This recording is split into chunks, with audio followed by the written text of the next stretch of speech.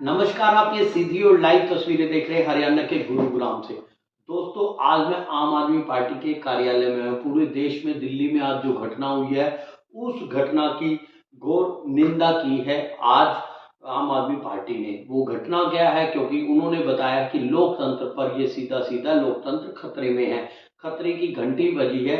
लोकतंत्र के लिए क्या है, उन्होंने आज कुछ प्रदर्शन भी किया। जानने की कोशिश करूंगा। गुरुग्राम के वरिष्ठ नेता हैं आम आदमी पार्टी के सरबजीत सहजावाज जी, वार्ड नंबर 28 से चुनाव की तैयारियों में भी जुड़े हुए एक प्रसिद्ध समाज सेवी भी है।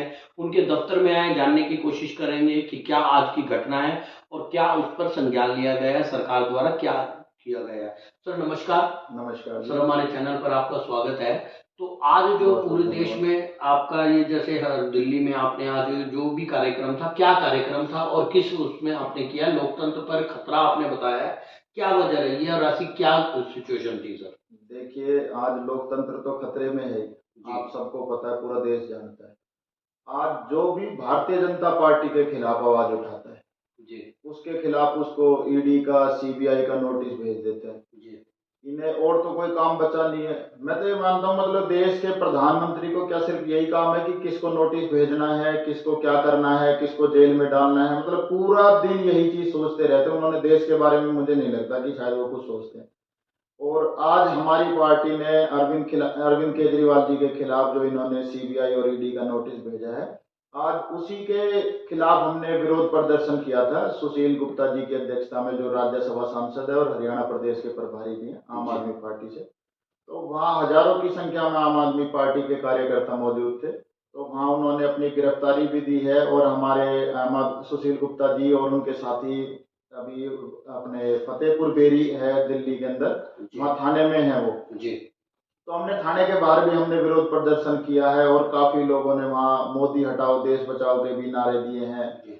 तो मतलब ये इन भ्रष्टाचारियों को, सिर्फ अपने जो भ्रष्टाचार कर रही है, इन हकीकत में देखा जाए तो बीजेपी सबसे ज्यादा भ्रष्टाचार करती है।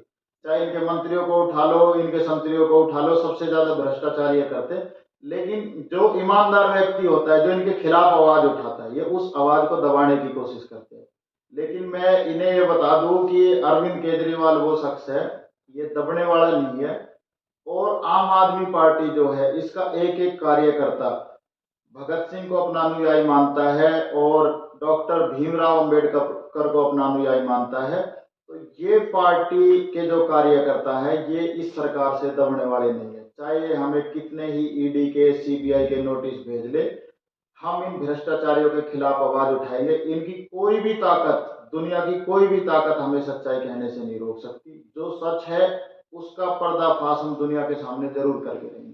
तो आपको क्या लगता है, इस तरीके की जैसे आज ये भारतीय जनता पार्टी पर अब सीधा सीधा निशाना जा रहे हैं, जबकि ईडी अपना काम कर रही है, तो आप उसके साथ सहयोग क्यों नहीं कर रहे? मेरा क्वेश्चन ये भी है सर। सहयोग तो तब करे जब अगर हम गलत हों। जी। आज मैं कहता हूं, इन्होंने मनीष सिसोदिया जी को जेल में डाल दिया। जी। दिल्ली का पूरा देश जानता है कि मनीष सिसोदिया ने क्या किया है। जी। उन्होंने कितने लाख बच्चों को उन्होंने पढ़ाया है। उन्होंने जो स्कूल है, आज दिल्ली के स्कूल टॉप क्लास स्कूल बनाए हैं। तो अमेरिका के राष्ट्रपति की वाइफ खुद दिल्ली के स्कूल देखने आती है। तो जब विदेश में उनका चर्चा है, उनका डंका बज रहा है कि इन्होंने एजुकेशन पे काम किया है, आप हरियाणा प्रदेश में देख लो ना, कितने स्कूल बनाए बीजेपी ने। प्राइवेट स्कूलों की बढ़ोतरी हो रही है, दिन पर दिन नए नए स्कूल खुल रहे हैं, नए नए फीस के चार्ज लगा देते हैं, हर बार स्कूल की ड्रेस चेंज कर देते हैं, कभी किताबें चेंज कर देते हैं। तो आज मनमानी चल रही है। हरियाणा में क्यों नहीं कराएंगे? जब मनीष सिसोदिया जी दिल्ली के अंदर स्कूल बना सकते हैं, तो मैं कहता हूँ मनोहर लाल खट्टर ने क्यों नहीं बनाए? या बीजेपी की सरकार है, इन्होंने आज तक कोई स्कूल, क्या एक बेंच तक नहीं लगाया स्कूलों के अंदर। जी। तो हमारी जो पार्टी है, उसने काम किया, काम जनता के सामने है, सब चीज जानती है जनता। तो कहीं ना कहीं मैं आपसे आपकी भाषा में ये भी कहूंगा कि कहीं ना कहीं 2024 की का डर लग रहा है इन्हें। बिल्कुल डर लग रहा है इन्हें। इन्हें पता है कि जो इन्होंने, अब तो ये सोच रहे हैं कि ये इस पार्टी को दबा दो, जो तुम्हारे खिलाफ आवाज उठा रहे हैं, जी। तुम्हारी सच्चाई लोगों के सामने ला रहे हैं। अभी नरेंद्र मोदी जी से अरविंद केजरीवाल जी ने उनकी डिग्री मांगी थी। अगर किसी के पास डिग्री, उसे दिखाने में क्या दिक्कत है? अगर मैं सही हूं, मुझे पता है कि अगर मेरे से कोई कागज मांगा जाए और वो कागज मेरे पास है, तो मैं उसे दिखाने में क्या दिक्कत है? जी। तो मैं तो ये कह रहा हूँ, अगर ये दबाने की कोशिश की जा रही है कि इन्हें दबा लो, इन्होंने ईडी और सीबीआई के नोटिस भेज के इसको चुप मार दो, लेकिन हम चुप रहने वाले नहीं है। और देश की जनता को हम पे पूरा विश्वास है और हमें देश की जनता पर पूरा विश्वास है। जनता इस बार हमारा साथ लगेगी और इस 2024 के चुनाव नजदीक है और नतीजे आप सबके सामने रहेंगे, आपको पता चल जाएगा कि कौन कितने पानी में। तो जैसे 2024 की आपने बात की है, तो 2024 में गुड़गांव की अगर मैं बात करूं, गुड़गांव में क्या चल रहा है, आम आदमी पार्टी द्वारा क्या मुहिम चल रही है और आप कितने आश्वस्त हैं अपने इलेक्शंस को लेकर सर? देखिए, आम आदमी पार्टी गुरुग्राम में पूरे मेहनत के साथ लगी हुई है।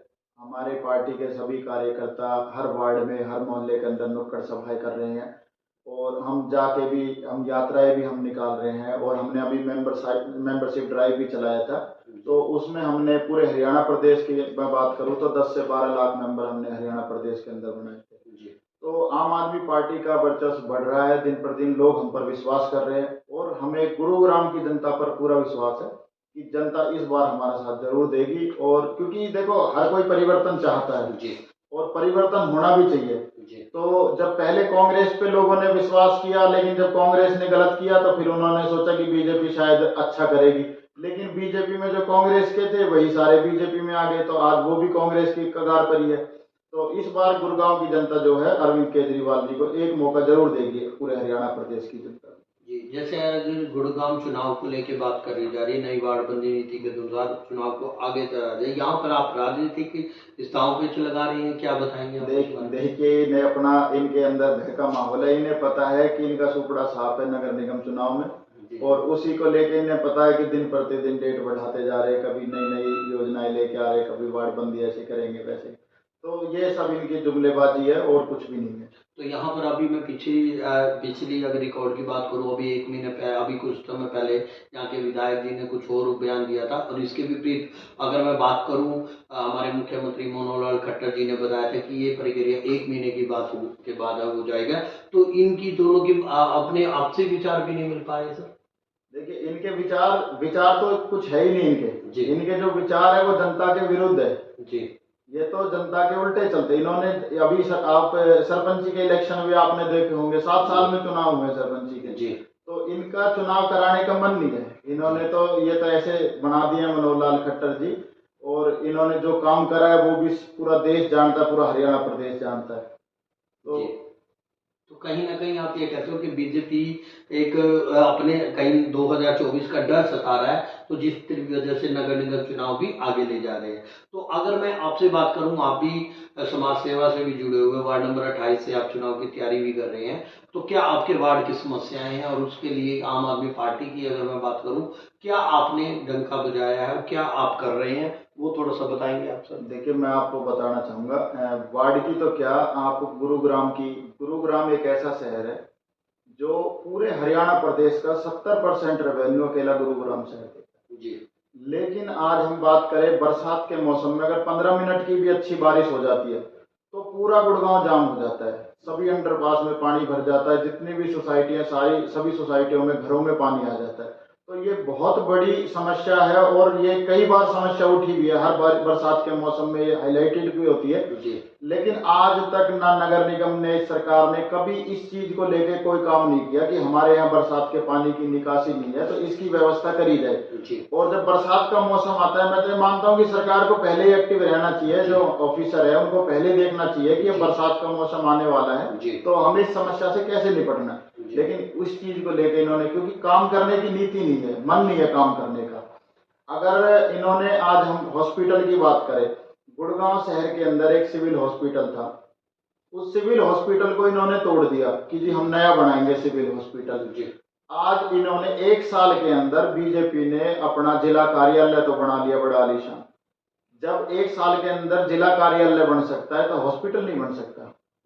कार्यालय से ज्यादा मेरा मानना तो यह है कि हॉस्पिटल की जरूरत ज्यादा है गुड़गांव को, क्योंकि कार्यालय तो एक पार्टी विशेष का हो गया, उन्हें अपने लिए कोई चीज बना रहे हैं वो। लेकिन जो जनता के लिए हॉस्पिटल की जरूरत बहुत ज्यादा है। और गुड़गांव में अगर आप बात करें प्राइवेट हॉस्पिटल में, तो आम आदमी एक इलाज नहीं करा सकता प्राइवेट स्कूल हॉस्पिटल के अंदर जाके। तो सरकारी हॉस्पिटल है नहीं तो कहाँ जाएगा गरीब आदमी। तो ऐसे सैकड़ों लोग जो इलाज ना करा पाए, ऐसे बहुत से लोग बीमारियों के कारण मर चुके, जिन्होंने बेचारों ने, उन्हें सही टाइम पे इलाज नहीं मिल पाया, जिसके जिम्मेदार ये भारतीय जनता पार्टी है, क्योंकि इन्होंने हॉस्पिटल को लेकर कोई कार्य नहीं किया। और अगर मैं स्कूल की बात करूं तो गवर्नमेंट स्कूल के अंदर जी आज टीचर अपनी मनमानी करते हैं। जो इन्होंने गवर्नमेंट स्कूल में जो बच्चों के बैठने के लिए ना कोई बेंच की व्यवस्था है, कई स्कूल तो ऐसे हैं जिनकी बाउंड्री भी नहीं हो रखी, उनमें गेट भी नहीं लगे हुए। मैं अभी पीछे एक जगह से आ रहा था तो मैंने वहाँ एक गवर्नमेंट स्कूल देखा। जी उस गवर्नमेंट स्कूल के गेट के अंदर से गाय निकल रही थी। तो जिसमें शिक्षा का मंदिर जो है, जिसमें बच्चों का भविष्य है, उसमें गाय चल रही है, जंगली जानवर वहां पे चल रहे हैं, तो क्या होगा इस देश का भविष्य? जहां मतलब भविष्य तो बच्चों का नरक में है। आज हमारे आप रोड पे चले जाइए, डेली के कम से कम 10 से 15 एक्सीडेंट गुड़गांव के अंदर ऐसे होते हैं, आपने भी सुना होगा, जो जी आवारा पशुओं के कारण होते जी हैं। जी अभी मैं जो एलिवेटेड इन्होंने रोड बनाया है ये अपना सोना से, गुड़गांव से सोना की तरफ, मैं कल परसों की ही बात है, मैं वहां से आ रहा था तो एक गाय वहां अपना बादशाहपुर के पहले जो भौंसी के पास से वहां पे एलिवेटेड रोड पे चढ़ी और वो सुभाष चौक उतरी। तो इतना बुरा हाल है कि मतलब इन्होंने किसी भी चीज को लेके कोई कार्य नहीं करा। आज रोड पे चले जाओ, रोड के पास में मिक्स कूड़ा पड़ा हुआ है, कहते हैं हमने वेस्ट मैनेजमेंट के लिए ये करा, हम जीरो वेस्ट पे काम करते हैं, ये करते हैं। एनजीटी ने 100 करोड़ रुपए की पेनल्टी लगा दी, इको ग्रीन ने इतना बड़ा पहाड़ खड़ा कर दिया, इस सरकार ने इतना बड़ा पहाड़ हमें दे दिया, उससे सैकड़ों हजारों लोगों को बीमारियां हो रही हैं। उस चीज पे इन्होंने कभी ध्यान नहीं दिया। और वो 100 करोड़ रुपए मैं कहता हूँ वो टैक्स इको ग्रीन से नहीं वसूलना इन्हें, वो तो ये गुरुग्राम की जनता को भरना। तो ये जनता के ऊपर टैक्स लगा, वो पेनल्टी जो है जनता के ऊपर लगी है, जी। और गलती ये करते हैं और उसको भुगतना जनता को पड़ता है। तो कहीं ना कहीं आप ये कहेंगे कि बीजेपी सरकार पे सीधा सीधा पलटवार करते हुए बता रहे हैं कि गुड़गांव के विकास के लिए ना तो उन्होंने सड़कें बनाई, ना उन्होंने हॉस्पिटल की होगी, ना ही अगर दूसरी मैं आपसे एक बात करूंगा कि हमारे जो साइबर सिटी मिलीनियम सिटी की बात अगर मैं करता हूँ कि एक साइबर सिटी का देहाती बस स्टैंड, उसके लिए आप क्या कहते हैं? देखिए गुड़गांव शहर के अंदर एक बस स्टैंड था, आपने भी सुना होगा, हमने भी। आज उस स्टैंड बस स्टैंड पे अगर हम चले जाए, कोई भी यात्री वहां जाता है, ना तो वहाँ पानी की व्यवस्था है, या तो आपको बाजार से पानी की बोतल लेके पीनी पड़ेगी, क्योंकि वहां तो ना कोई वाटर कूलर लगा हुआ है, ना कोई आरओ लगा हुआ है, तो वहां ना कोई पानी की व्यवस्था है, ना कोई बेंच की सुविधा है बैठने के लिए। जो वहां पे पंखे लगे हुए हैं वो आधे पंखे रनिंग कंडीशन में है, आधे नहीं है। जी जी। अगर हम बिल्डिंग की बात करें तो जो गुड़गांव जो बस स्टैंड की जो बिल्डिंग है वो बिल्कुल जर्जर हालत उसकी हो रखी है। जी जी। तो उस पे को लेके इन्होंने बस स्टैंड को लेके कोई कार्य किया नहीं। जी।